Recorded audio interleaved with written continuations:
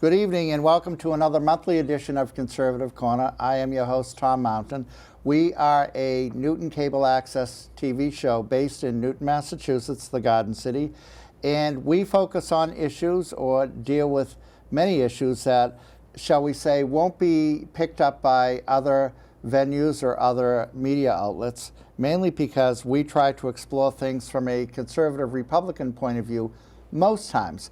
But as Republican activists in the city, we are also civic activists, which means we are very concerned with and participate in the civic life of our city. We want to make Newton a better place to live, a safer place, a more livable place. And with that in mind, we are specifically dealing tonight with an issue which should be of interest to, if not concern with, of most Newton residents. Anyone who has a car, who has a home here, who lives here, will deal with something in particular coming up in the next few months, and that is that once November hits, you will not be allowed to park your car on the streets in Newton at night. Now, for many of us who have driveways, who have garages, this is not an issue. We can do that, but if we have overnight guests, what do we do with them? You have to maybe send them to another neighbor's house and ask for their generosity in letting your relative or friend park there. Because if you park your car on the street from November until April, you're going to get a ticket overnight. Now, this may seem like a mundane issue, but this is an issue which is particular to our city, and it's a lifestyle issue. And this seems to be, and I can concur with that it is a really unnecessary burden among residents in the city that you can't even park your car in front of your house on, say, a February night, when there is no snow on the ground, when there are no snowbanks. So, not to my surprise, a former alderman, a former city councilor, has decided to try to do something about this. And this is, of course, my good friend and former alderman, city councilor, Jim Cote. Oh, thank you. And before I continue with Mr. Cote, Jim has worn a lot of hats in his life, and I think that he will concur, at least professionally. The one hat that was most predominant in his life was that of being a prominent member of the United States Marine Corps for 20 years, where he was also a Vietnam-era veteran. Mm-hmm. And he also was, I believe, a staff sergeant or master sergeant? First sergeant. First sergeant, yeah, excellent. First, yeah. So we thank you for your service, Jim. Thank you, Tom. But to the issue at hand, Jim has taken upon himself, and with a group of his colleagues, to launch a petition to repeal the overnight parking ban in Newton. And we're here to talk about that and to find out the logistics of this and how he came to come up with this and how he and they are going to accomplish this. So please, Jim, if you would, give us some background information. Yeah, thanks, Tom. Thank you for having me on. Greatly appreciate it. Any good platform in the media helps us out. You bet. So I had worked as a city councilor. I was on from 2013 to 2020, and we worked a lot on trying to repeal the overnight winter parking ban as a quality of life issue for the residents. So we were successful. So the dates on the ban now are December 15th to March 15th. So we were able to trim a month off, 15 days on each end of it. But there's a variety of reasons. A variety of city councilors have battled this thing, and then at one point, unfortunately, I lost my election in 2019, so the issue kind of died out.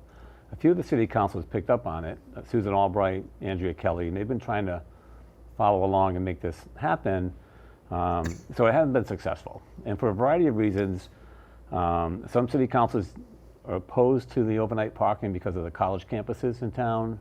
Some are opposed. They've come up with a new one from a group that's opposed to development, and everybody has their own thing going in the city, but opposed to development. Somehow they've tied in overnight parking to development.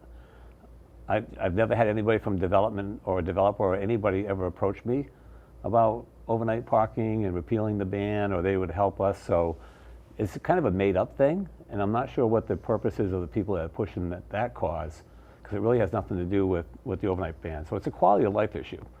So we have a lot of personal stories. I get calls from people all the time saying that they can't get in and out of the house. The elderly, it's an issue for accessibility. Mm-hmm. You can't get your driveway clear, but you can get the street. And the interesting thing is the ban's only actually for 3 hours. because it takes effect from 2 a.m. to 6 a.m., but you can park for 1 hour inside that period. So it's like a poison pill that you can't be there for that 3 hours. Right. It's very inconvenient. You'll find that throughout the city, the fire department will tell you there's some people that park their cars up against the house. That's the least desirable place to put your car because it's not designed to have a car next to it in case fire or whatever may happen. So fast forward. So we tried to get the city council to concur, try to make some headway, but it became worse. So 2 of the city councilors in West Newton who should be for repealing the ban are completely opposed and keep pushing against it. So because West Newton's not on board, it's hard to get the rest of the folks, Lake, Auburndale, and all that. So one of the Newton Highlands, not a city council, but the Highland Area Council member, Jeremy Freiberg, came on, and I don't know if you know him, but he came in and said, hey, let's try and get this thing repealed through the ballot. So he came up with this creative way of, if we could get 6,000 signatures, we can get it on the ballot. If we get 9,000, it becomes automatic and the city council can't interfere with it. So we do have some city councils that are helping out with this, but we've had some other ones that are kind of interesting, saying, well, if you guys do get this passed, we have to start charging residents to park on the street. I'm like, oh, that'll go over real well.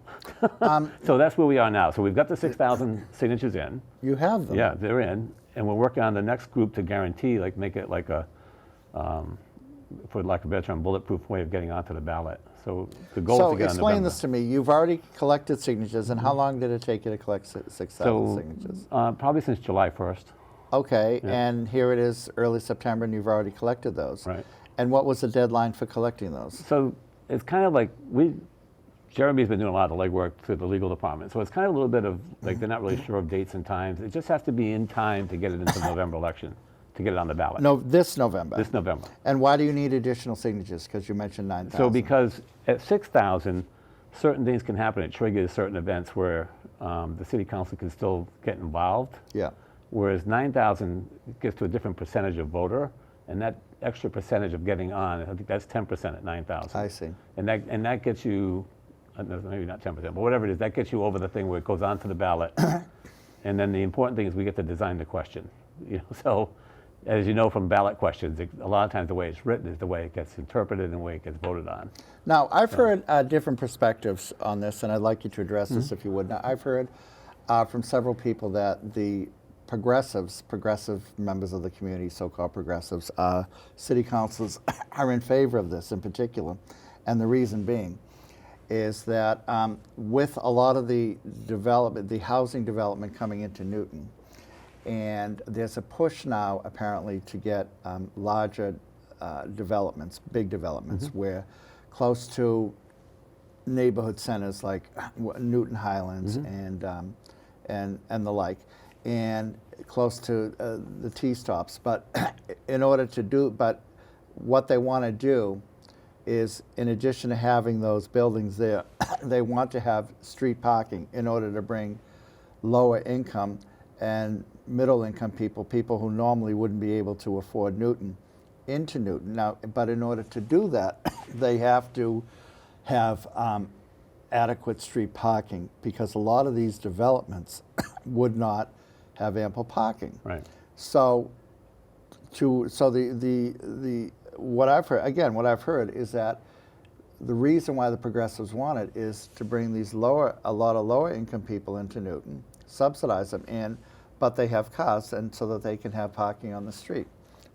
So that's a really convoluted way of people to oppose it. So who was actually opposed to it was the many. No. These are people who are in favor. In favor. In favor of. That's what I'm saying. The progressives are in favor. Yes. Yeah. So I would say that a lot of West Newton is not progressive, but a lot of West Newton signed the paperwork. So okay. The Lake, same thing. So it's kind of a strange way of going about. That came about in the last couple of terms when some city councils came on. They were anti-development. Yeah. Anti-low-income people. They're anti anything to do with changing the way they're and that has nothing to do with this. And I'm not going to get involved in that part of the equation. Yeah. It's really a quality of life issue for the people here. Now, Wards 4 and Ward 7 have had a lot of influence over the years. They've been opposed. That's more or less Auburndale, Lower Falls, and Ward 7 is Chestnut Hill. Yeah, Boston College area and all that. So for a lot of reasons we all know that they've been opposed to getting rid of the ban, repealing the ban for years because it serves as a great parking enforcement tool around the college campuses. Yes. Now, so that's a good question. It's a good thing because if I'm a resident of that area, I probably have concerns. But we can easily, as a city, control parking once it's allowed. So if we allow the parking, we can go into the neighborhoods that shouldn't have the parking and restrict it. We do it all over. We have a Newton North High School policy. In Auburndale, we have certain communities which are resident-only parking. There's a lot of ways we can control that. We can't do a petition where you can say, okay, Watertown Street can do overnight parking, but nobody else can, because that wouldn't fly. It doesn't follow the ordinance. But we can allow overnight parking as a city, and then take away the parking in places where it can't be. Now, I've had some residents, they have legitimate concerns. They'll say, well, my street's too narrow. People don't even park there in the summer. I said, well, if they're not parking there in the summer, they're probably not going to park there in the winter. Yeah.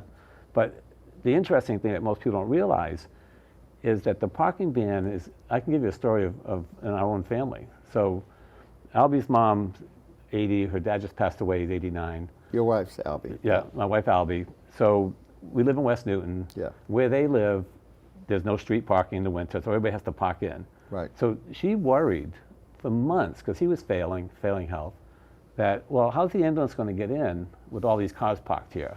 Yeah. And sure enough, the day before he passed away in March, the parking ban was still in effect that day. The ambulances couldn't get in. It didn't cause his death, but it caused her a lot of anxiety.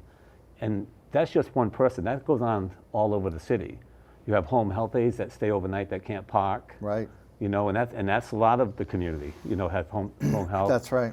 For people making up these things about developers, no developers ever come to me and said, hey, we need some help on getting this passed or repealed. We have received no monies from developers. No one's even come to me. The only one that brings that up are the anti-development, the anti-low income people. They're the only ones that bring that up. And they kind of created it, so I'm not even sure where it came from.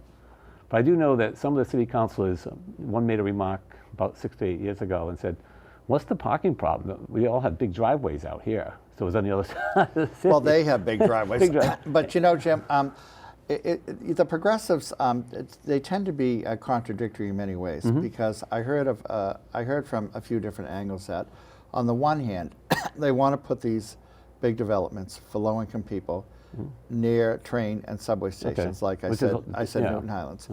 But so they want people to take public transportation. On the other hand, some of them are saying, well, if we're bringing in working class and low-income people from out of town, then obviously they're going to need places to park, and they don't necessarily have driveways in these places. So they seem to be contradicting themselves from either end.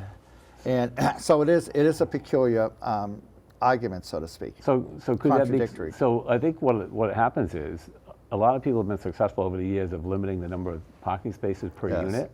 So if you go to some towns, like maybe like Waltham, I think it was Waltham, has 2 spaces per apartment required. So a developer has to ensure they have that before they can build their project. Newton has spent the last couple of years cutting the number down. So I don't know the last development at Trio in Newtonville, but I think they were required to do like 1 point something spaces per apartment. I'm not sure the exact number now. So on one hand, they're restricting it to keep the number of cars in the city down. And internally, they're saying, okay, well, these low-income people can't live in those places. So it's a process of the city that they're limiting the parking. It's not that the developers are limiting the parking. Yeah, you know. But that's not even. I mean, it's more the quality of life. I mean, I understand. Somebody just needs to walk down Watertown Street like tomorrow, and take overnight and see how many cars are parked along Watertown Street. Now on December 15th, all those cars vanish. Yes. The interesting part, they have to go into somebody's yard. A lot of people pay for parking. I had one elderly couple last year approached me saying, you know, I have to pay this monthly fee to my neighbor of $200 to park my car. You know, so, and they're on a tight budget. A good neighbor would allow them to park it for free. Yeah, but sometimes it's inconvenience in their rental properties, and they don't, you know, and it's probably a rental property next door, so that they have other issues with that. And then it's a lot of it's access, and, you know, accessibility to get in and out of your house. Well, and the other thing is, let's say, I mean, at one point I had 3 kids. Still 3 have kids at home. 3 kids at home, and they all drove. And now we didn't have 3 cars for them because I'm not that wealthy, and I wasn't then. But let's say if you have a family, 2 parents and 3 kids now, and And in many homes, you would have 5 cars, Yeah. but your driveway isn't big enough for 5 cars. So the only alternative is, what do you do with them? Okay, you so here's park them on your front lawn. Yeah, so here's the interesting thing. The city allows you, with a sticker, to park in a municipal parking lot.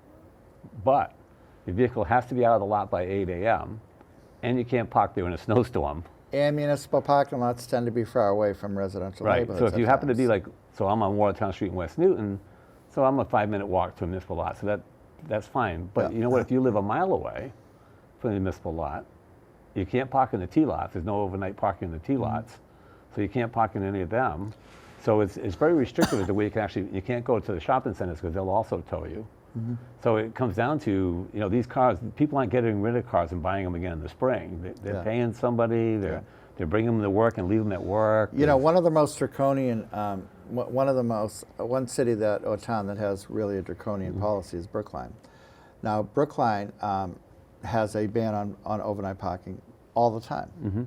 I mean, all the time. You cannot park on the street overnight in Brookline, to the best of my knowledge. But in particular, and to me, that is so.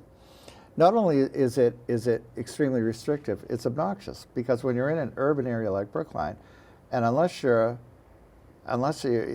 houses are so crowded together, so you don't have these massive long driveways like they have elsewhere, and in Newton, for example, in some parts. So what do people do? But they live with it, and the question is, why do they live with it? Why don't they have a program like, or a citizens petition like yours? But that's Brookline. We're not dealing with them. Yeah. We're dealing specifically Newton. with Newton. Now, why would some city councilors be for it or against it? Or rather, well, let's start with the ones who are against it. So the ones so there's different reasons. Some are trying to eliminate cars. Yes. We can't help you there. Some are trying to say, well, it keeps the bike lanes open. Yes. So that's another group. Yes. Wards 4 and 7 are still on that whole thing about controlled parking for the college campuses. Yeah, and how do the bike, I'm wondering. And that's the oldest original reason. If those two wards had been flexible, like 6 or 8 years ago, the parking ban would have been repealed. So before all the new people came on the council with their new ideas, so they're basically picking on residents that live here and talking about people that aren't here. Yeah. So they're basically defending people that don't exist, whereas they're not taking care of the quality of life of the people. And you mentioned the bicycle crowd, the bike paths, and I wonder with these people, like, what do they do for 6 months out of the year when no one can ride a bike? You really can't ride a bike on the bike paths in February or January. Nobody does that, and yet they're obsessed with having these bike paths in some of the most inconvenient places in the city. And it's almost as if they want our city to become like another version of Amsterdam. Right. And we'll never be that way. No. And because they're so car phobic, shall we say, or combustion engine phobic, so they want to keep cars off as much as possible. Well, we're a suburb, and in suburbs, what is a suburb? How are suburbs created? Suburbs were created by the automobile. That's why suburbs exist. The purpose. Yeah. And so you go in your automobile to and from the city where you work or elsewhere, and yet they will try to put any type of restriction on cars. So this, I think, probably, if it were up to them, they would have more restrictions on no overnight parking anywhere in the city at any time. Right. So, I mean, I'm not opposed to the people on the bicycles that want to take their bikes to and from work, and I would think that if I polled most of them, they probably don't even know this is an issue. Yeah. But so the people that are using it as an issue are the ones that are in government that aren't really thinking about everybody else. Right. So, because I think the everyday biker is probably like, 9 months out of the year, the cars are in the street. You're more likely to run to somebody opening their door in the summer. That's right. Because they're more like, in the winter, there'll be a little more control. You'll see That's the people coming and going. You probably don't run in and out as often. So from the bike perspective, I don't think it's the bike crowd that's I don't see them signing petitions or being opposed to the repealing the ban. I think it's the people, elected officials, that think, and it's a host of them. There's 24 of them, and there's about 8 or so that would be okay with repealing the ban. They have no problem whatsoever. And others kind of tag along with others because they owe favors or whatever it may be. And others just whatever. Just don't. Now, how will this be worded on the November ballot? So basically, we're looking to repeal the overnight winter parking ban. Okay. So the explanation on the ballot would be something like to the effect of the city of Newton currently bans overnight parking from the hours of 2 a.m. to 6 a.m. from December 15th to March 15th. If voting yes on this would be repealing the ban, which means you would not have any limitations on parking. Now, a lot of people think this is going to create widespread panic and chaos, but for 2 years under COVID, Mayor Fuller eliminated the ban for 2 years because we had a lot more people living in houses. You know, like the kids came home. I didn't even know that at the time. Yeah, She did? and it didn't bother anybody. Now, Yeah. Newton Police, Fire, and DPW are all on board with saying they have no issue. Yeah. The police would rather repeal it because it just gives them one more thing they have to write tickets for. Yeah. And the police just don't want to be involved in like aggravating residents for Of no course. reason. You know, and they know they can go by a house and they see 10 cars there. They have to figure maybe there's a family event. And then there's not only 10 cars there, but now they got to give them all a $25 ticket. Yeah, they don't want to do that. So I guess I wasn't too successful. At one point when we were trying to get rid of the ban, back when I was on the city council, the ticket was $5. So in the middle of all this negotiation, they all voted to raise it to $25. Wow. So a one-night parking fee for you is $25 in Newton. You can park on the street, but pay $25 for it. Exactly. It's like paying in a parking garage. Yeah, they won't tow you, but They'll ticket it'll you. ticket you. And you know, so if I'm a police officer, the same thing we were doing the sidewalk snow removal. They were like, okay, we don't want to be involved in ticketing residents for snow removal because number one, it's not our job, but number two, we're trying to do community policing, and having the police be the point person of the one that's aggravating the community is not something Now, they how want would to this do. apply to snowstorms? So snowstorms are right now daytime, whatever. So you can park on the street from 6 a.m. to 2 a.m. So 6 a.m. in the morning, your car comes off the municipal lot, goes on the street, and stays there the rest of the day until the next day. You might take it to work and come back. If there's a snow emergency, it can't be on the street. Okay. So it comes off anyway. So with communication today and the way things are done, and we can do cell phone notifications, whatever, when they have these parking emergency, snow emergency bans, they don't have any trouble with it. I mean, if somebody does have trouble with it, they get their car towed, they probably won't do it again. Yeah. You know, they'll probably learn their Exactly. lesson. But it's just, I don't want to go to the sake of saying it's mean-spirited. I think it's not well thought out by some members of the city council. And if they have a problem with my interpretation, they can call me and explain their reasons. I don't think it has anything to do with development, because if it did, I can guarantee you developers would be calling. You know, so they know they can negotiate the deal with land use in the city council, which is the committee that controls parking for new buildings. They know they can negotiate that, so they're not worried about street parking. Yeah. It's really not anything they're even I concerned can't, with. So you it's- know, I cannot picture who would be really against this, or what type of blocks or citizens blocks would be against this, except, and they're not really citizens, in the BC Boston College area and in the LaSalle area. But theoretically, presumably, those campuses, those colleges, I would think are obligated to have adequate parking for their students who do have cars. The question is, do they? whether they do or whether they don't doesn't really matter, because we can limit the parking. Yeah. We can do resident-only stickers. Oh, I see. You know, I see. and we do it all over anyway in the city. There's already a program in Auburndale Yes. that allows for that. So, you know, it's just an issue that if people really think, and some people think, well, you know, it just makes it easier not to have cars on the street. But keep thinking again, it's only from 2 a.m. to 6 a.m. Yeah. Now I know, because I come from I have a large family, and oftentimes we might have 4 or 5 cars in the house. Our driveway fits 2. So we put some on the lawn. We tell some of the boys to go park down the municipal lot, you know, and all this stuff. But I am the night valet. I'm the guy Oh, at midnight Jim, moving yeah. the cars around. That's tough. And then one gets when it it's wrong. raining like now, Rain, snow, sleet. that's a tough one. I'm like, you know, I'm like the postal service guy. and you have to park your car on your lawn, and there goes your lawn. In a lot of cases, like what happened to my in-laws, we're Yeah. blocking the access for emergency vehicles. Yeah. When you say access, what do you mean? So their house, their entryway to their house is on the side, Yeah, and all the cars are parked along there. I see. So to get the ambulance crew to go in there, we had to wake up people like at 4 in the morning to move their Oh, cars. Jim. And time is, you know, when you call an ambulance, time is of the essence. Right. It really It's is. quality of life. And, you know, it's just like, there's no reason to aggravate the residents, so why Right. aggravate the Why residents? aggravate them? You know, they pay enough taxes, they have enough things going on in the city. Exactly. It's like, it's such a simple thing, like, okay, well, for 9 months of the year, nobody worries about my car being parked there. Even if it snows in April, it's not a problem. You can still park there on the Yeah. street. You know? You know, this is one of those issues. Again, we often don't deal with mundane, specific issues like this. In the grand scheme of things, on this show at least, we deal with national politics, we deal with state politics, et cetera, et cetera. But this is an issue which really affects people's lives. Right. And it's an issue of convenience. It's a quality of a life issue, as you put it.